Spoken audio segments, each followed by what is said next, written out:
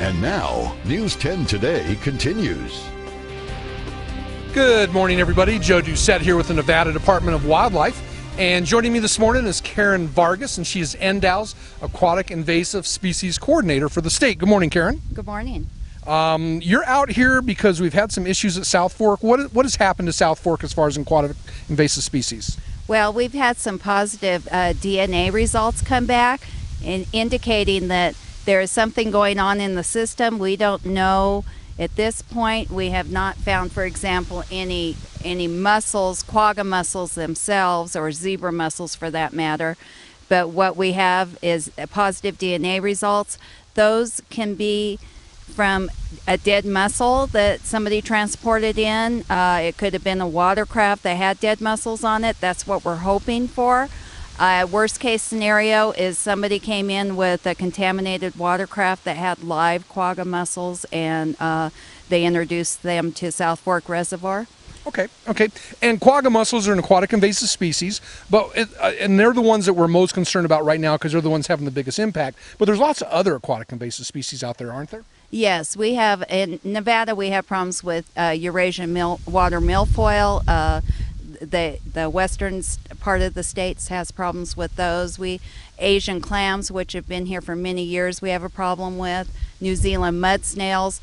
Our biggest transporter into aquatic systems has been contaminated watercraft, fishing gear, and part of the purpose of what we're doing is trying to educate the public on how to prevent the spread of aquatic invasives. It's costing the state and the federal government millions of dollars a year to combat invasive species. And many of these species, for example, quagga and zebra mussels, which came from the Great Lakes region and are in southern Nevada right now, there's no eradication for those large systems to get rid of them. So once they are introduced, we are stuck with them. So the program is based on prevention, on how to clean, drain, and dry your watercraft, your fishing gear, every time you leave a body of water. So clean, drain, and dry.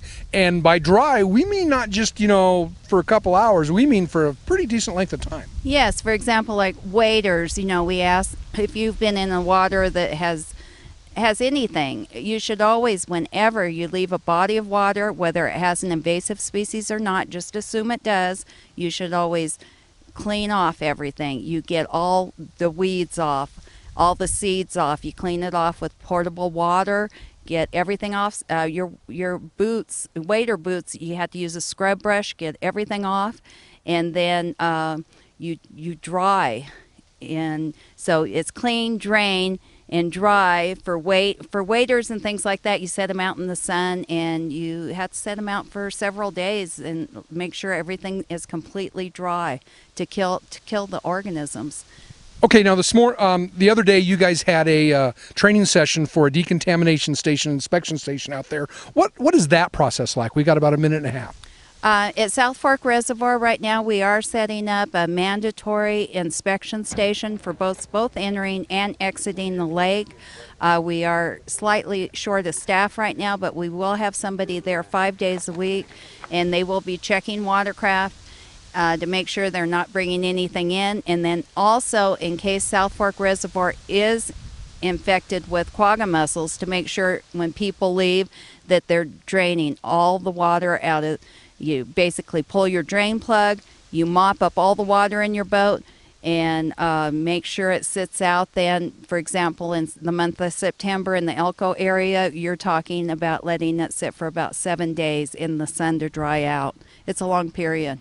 Of course, heat kills these, and so you have on your decontamination station, you have water that's being sprayed at roughly 140 degrees and putting on for a certain amount of time. That heat can kill most aquatic invasive species, correct? Yes, the 140 degrees will kill probably just about everything, all invasive species. If you, for example, come in with a boat that has quagga or zebra mussels, we will run a hot water wash through that. We call it an AIS removal, aquatic invasive species removal. Water heats up to 140 degrees. Any place that water can go into your watercraft or anything else can be contaminated and hold microscopic. You can't see them. Okay. All right. Well, thank you very much. We'll have more of this in the future, I'm sure. And News 10 Today will continue in just a couple minutes.